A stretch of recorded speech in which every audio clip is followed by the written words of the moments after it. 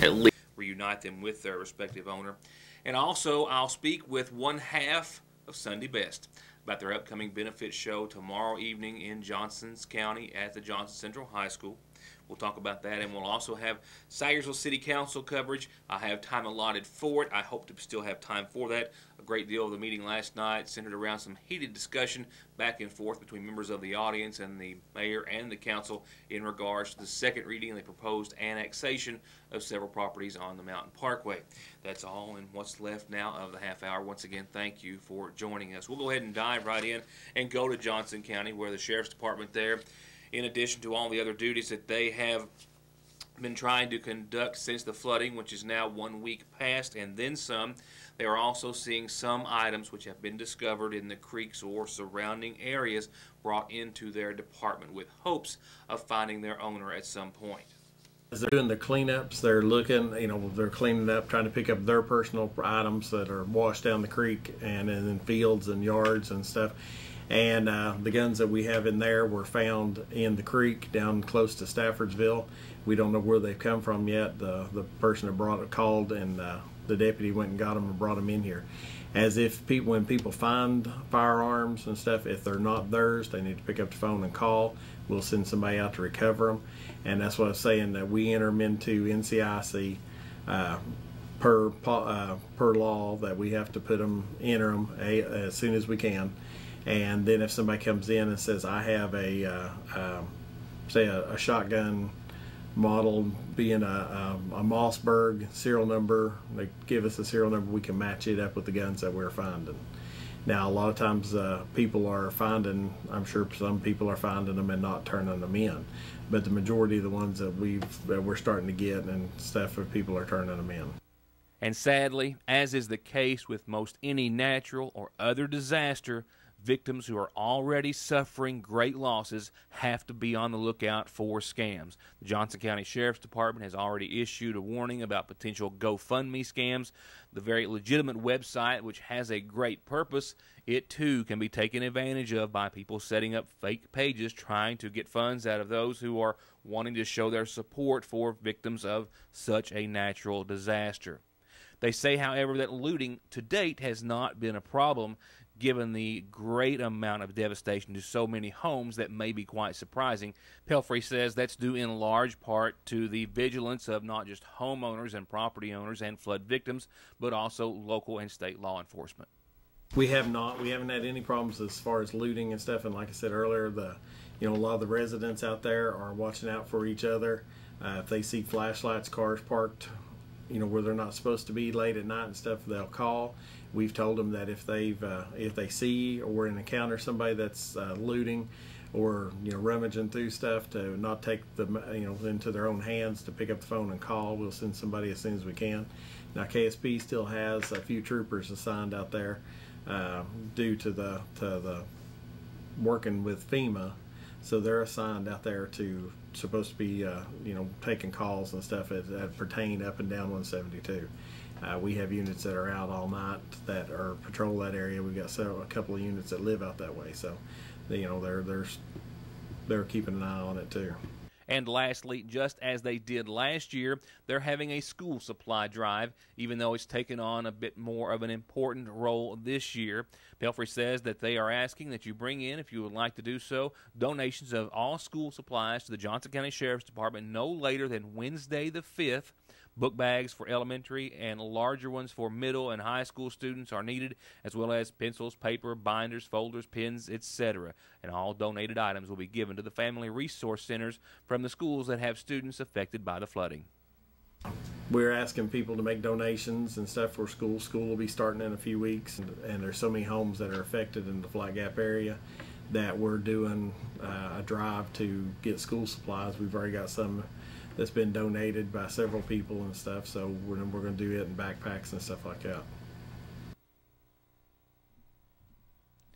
Classes in Johnson County start on the 4th, and due to the flooding that's left so many residents affected, I've been told by Michelle Howard at the McGoffin County Board of Education they're doing a school supply drive to collect school supplies to help the students who were affected by the flood. All donations here in McGoffin County can be dropped off to Michelle Howard at the Board of Education or to Jill Howard at North McGoffin Elementary. And if you need some information about what to donate or how to get it to them, you can give them a call as well at 349-6117. That's the McGoffin County Board of Education building. Johnson County area, we are receiving word just this afternoon that the system-wide boil water advisory, which was put in place following the major flooding event, has been lifted. The boil water advisory for Route 172 indeed has been lifted. There is still a boil water advisory that is in place within the Paintsville Utilities coverage area, and it exists for customers for 3rd Street from Elm to Margaret Heights, then Margaret Heights to between 3rd and 4th Street. That's the only boil water advisory in effect as of right now. Paintsville Utilities also says that to go above and beyond, they were collecting samples at 3 times the rate required by the state to monitor the water. All those tests and samples did come back cleared and okay, and that boil water advisory as it pertains to the flooding event has been lifted. Also from the Judge Executive's office in Johnson County and Emergency Management as well, they've informed us just this afternoon that the point of distribution for the supplies that have been so graciously donated and collected is moving from the Johnson Central High School over to the Mayo Plaza next to Big Sandy Furniture. They're doing that during the overnight. They hope to have that point of distribution up and open to the public at 8 o'clock in the morning. I've got a contact number at 792-5105. They also stress that the Christian Appalachian Project, American Red Cross, and other organizations are still in the area to provide as much assistance as they can. The shelter, which was opened on the campus of the Mayo School, KCTCS campus, is still open and available.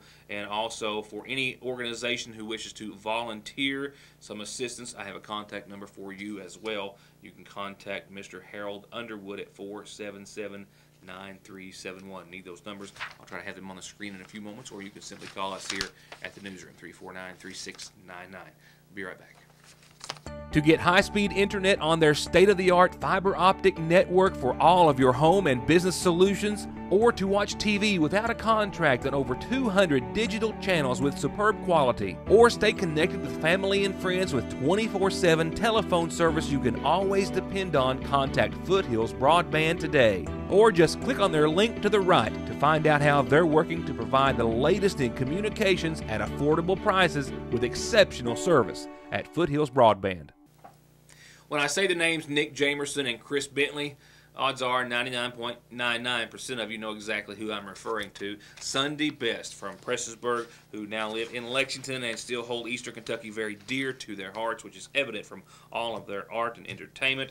And they're coming to Johnson County tomorrow evening to put on a benefit show. And I had the opportunity to have the following conversation with Chris earlier today about the show, their reason for being here, as well as getting caught up a little bit on where they are.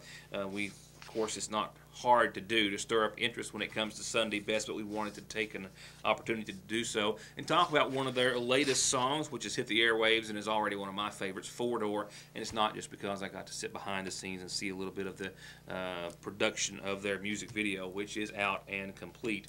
Chris tells me they're doing a lot of touring. They're booked up the rest of the year. They've got some big announcements for some big shows coming soon. One of those big announcements also will have to deal with a live show, the location of which I couldn't squeeze out of him. He says they're keeping it under wraps for just a bit, maybe another 3 weeks or so, and they'll be able to tell us more.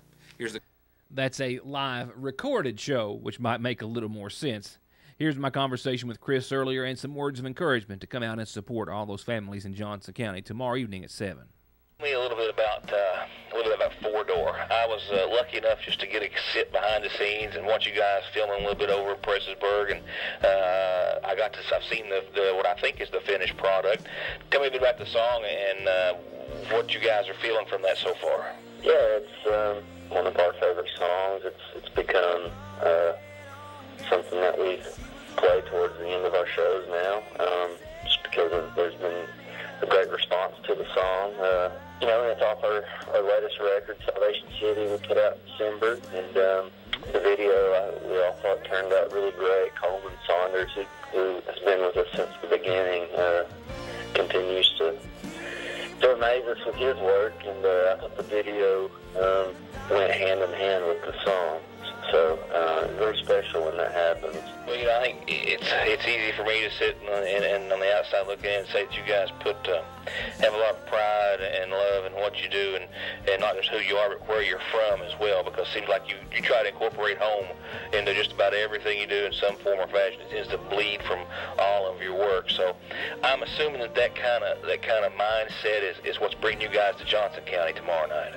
Yeah, we still live here in Kentucky. There's still people that think we've moved on somewhere else, but we're still here. We're still connected with the area that we grew up in, and that meant so much to us. And the state of Kentucky, especially Eastern Kentucky, it's a very unique community in that no matter what, we always all have each other's back, and that's kind of the same mentality with this. We're very fortunate and blessed to be in the position we are in, and because of that, it's a no-brainer for us to help out whenever we can. Johnson County is home to us too. It's just like Fleet County and Pike County, but I've never seen anything like this. I don't think any of us have. To this magnitude, and it's a disaster, and being from that area, it's just really, it hits home, and you see the people's faces and how upset they are, and I'm sure when we pull into Johnson County, when we get there, it will really be eye-opening to see it in person. So what kind of show are we going to see tomorrow night, and what can we, as fans of Sunday Best and supporters of our hometown people, what do we need to do to be there? What are you guys hoping to do, all of us together tomorrow night? Yeah, just come out, man. We said this earlier. Money, food, clothes, anything you can donate is appreciated. It all goes to the flood relief, and if you don't have any of that to donate, that's fine. Just come and be there and support the cause and give you emotional support, because they need it. And the more people there, the more uplifting I think it will be.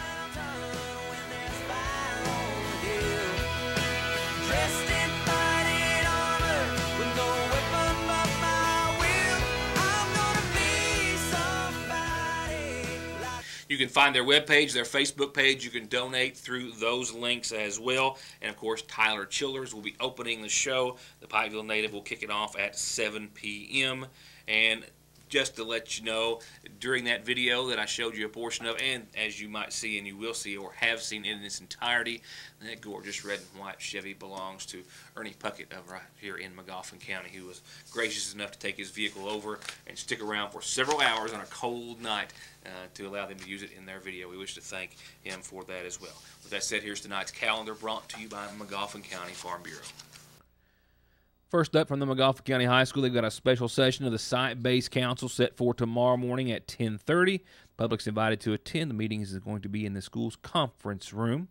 And to find out more about Project Day Camp, it's 3 days, tomorrow, Thursday, and Friday at your Magoffin County Extension Service. Call 349-3216. Project Day Camp starts here in Magoffin County at the Extension Service tomorrow, and it's Wednesday, Thursday, and Friday. And if you're thinking about becoming a foster parent, they've got a very informal meeting place for you tomorrow. The last one that I've been talking about in Martin, Johnson, Floyd will be in Magoffin County, and it is tomorrow at 12:30 at the Magoffin County Public Library, where you can find out more about becoming a foster parent. You can call Melissa Turner at 349-3122 if you've got any questions in the meantime.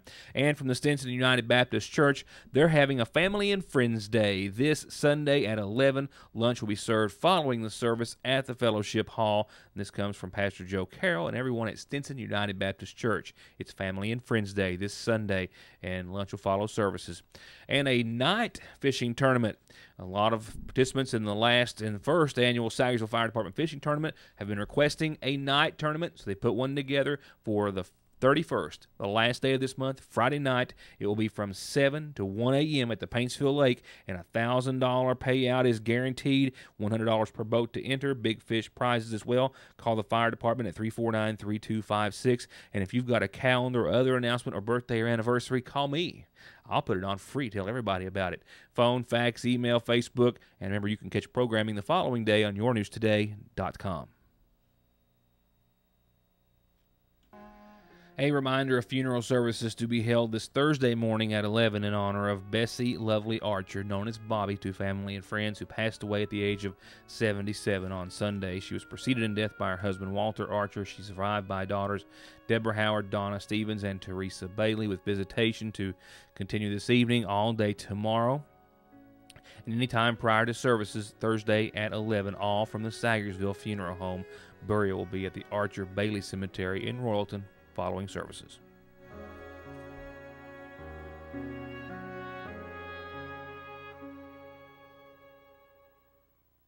To get high-speed internet on their state-of-the-art fiber optic network for all of your home and business solutions, or to watch TV without a contract on over 200 digital channels with superb quality, or stay connected with family and friends with 24/7 telephone service you can always depend on, contact Foothills Broadband today. Or just click on their link to the right to find out how they're working to provide the latest in communications at affordable prices with exceptional service at Foothills Broadband. I think it's going to take a couple of nights to get in all the coverage of last night's regular session of the Saggersville City Council, as there was a great deal of discussion which centered around the second reading and subsequent vote of the proposed annexation of several properties on the Mountain Parkway. Due to the length of that topic, though, we'll get to it tomorrow evening. There was a vote that took place on a request for some funding from the city to help transport the caboose, which has been remodeled in downtown Saggersville, where it's sat for decades, to take it to the Dawkins Trail. Many surrounding counties that we're aware of, Johnson being one, and I believe Floyd possibly being another, who have had rail cars of that nature for historical purposes, have decided to demolish them and tear them down. The Montgomery County Fiscal Court, however, has invested several thousand dollars into refurbishing theirs. That labor donated by the Saggersville Kiwanis, who was asking last night for the city to support them financially in efforts to move that structure to somewhere alongside the Dawkins Trail.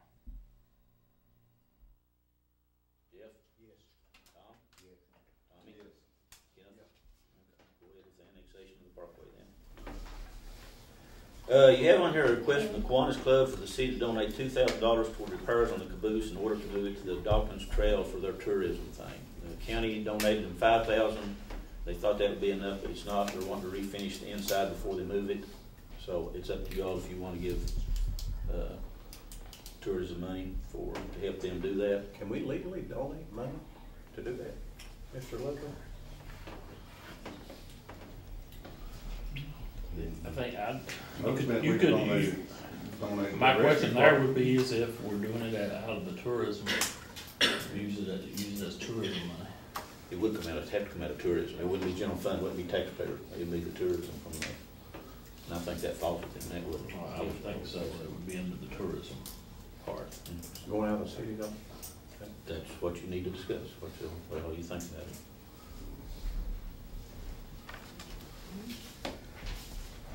Well, it's a city property and we're giving it to them. I don't think it's the city's property, the caboose. Well, we've had it too long. Well, we paid the electric on it. It's always kept it up. We've had it. Nobody after the JC electric, nobody kept it up. They gutted it. They had to gut it and redo the whole outside and the ceiling and the roof too. So they've roofed it and done the outside, and all they like is doing some flooring and. They tried to move it once and it probably started to fall apart and set it back down. Yeah, so we built it back Bottom again. gone. Their intentions are to move it outside the city. Their intentions is to move it to Royalton. I don't know how many of them are left around as tourism items. I know Prestonburg just destroyed theirs here less than 6 months ago, the one they had over there. How would you move it? They demolished theirs. And there was a little bit of an uproar about it, but it was basically the same argument, is that it was in such bad condition they couldn't do anything with it. So, like I say, it's one of those things that's a unique attraction. I really don't know how many more there are.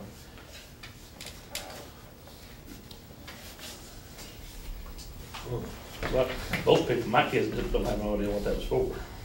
If I had them go in there for me to show them, they wouldn't have any idea. I can remember seeing them on the tracks.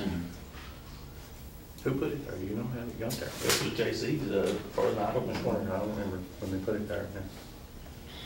I remember it. The depot put it there. And we got it to meeting. They put them in different counties. Johnson County got one put over their career intersection. Maybe we used. So what's the consensus of the council? Is it worth $2,000 more, Jeff?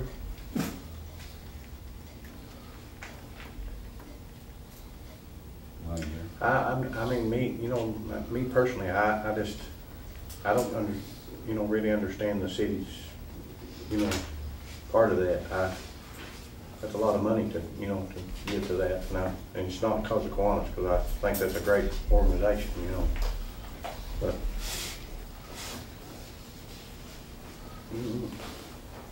I say give it to them. I'm sure it always represents Sayersville because it's been down here for 30 years or longer. I'm like a motion to give it to them. Tom Frazier made a motion to give the $2,000 to the Kiwanis Club to finish their caboose. There's your second. I'll second. Tommy made a second. All in favor, say aye. Yeah. Guys gonna have it. All opposed, say nay. Nay. Nay. Nay. Nay, nay. Okay. Well, say it. Oh, I thought you got to say something. Okay, 4-2 didn't pass. 4-2, as you heard the mayor state, it didn't pass. And as I had incorrectly, the $2,000 requested was to help finish the remodeling, not the transportation process. My apologies. We'll pick up the intense, sometimes discussion pertaining to the annexation of Sayersville on tomorrow night's program. But in my last 60 seconds or so, it's a short and sweet Licking Valley RECC forecast. Just a few little sprinkles out there, a few specks, radar images over eastern and elsewhere over Kentucky, and that's a welcome sign. As is this, partly cloudy, 65 degrees. We do have that 30%. Lord, I've butchered the word scattered at the bottom of your screen. Glad it didn't stick around long. Really, you saw the radar. Not much out there happening, but check it out. Starting midweek tomorrow, 81, mostly sunny. Fog in the a.m., fog in the p.m.